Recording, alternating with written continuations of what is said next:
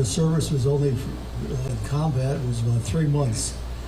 One day would have been enough. Just shy of 97 years of age, Raymond Tarabusi remembering D-Day. He was stationed in England while his fellow soldiers stormed the beaches of Normandy on this day in 1944. 5 days later, his platoon was called up as replacement troops on the front lines. Quite a spectacle. There were bodies in the ditches yet. There were Americans and Germans.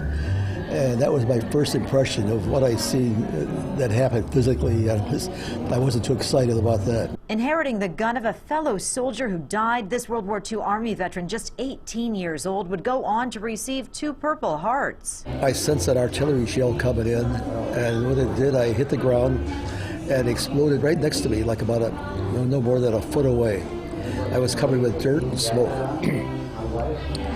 And I knew I was hit. Raymond still managed to get up and finish running across that field. Thankful he did. 3 minutes later, the Germans had 3 more shells coming in at the same place that I just left. So had I stayed there, I wouldn't be here today. He remembers making it to the first aid station. They dressed my wound, and they gave me a Purple Heart. Then they sent him back to his unit. 5 days later, he was struck again while on guard duty. I heard the pop, 2 pops. I knew that there was something, and the next thing I was hit in the foot.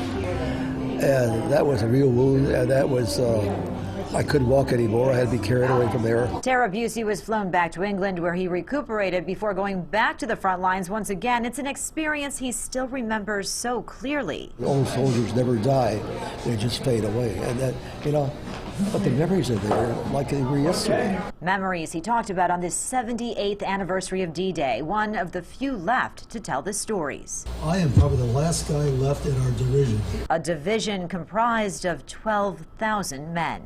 D-Day's always been a special day for my dad. He's always celebrated it, and he'll never forget it. And he is possibly one of the last ones that was over there. Raymond's children here at his home at American House Elmwood in Rochester Hills on this 78th anniversary, a chance to honor their dad and all of those who served in this historic mission.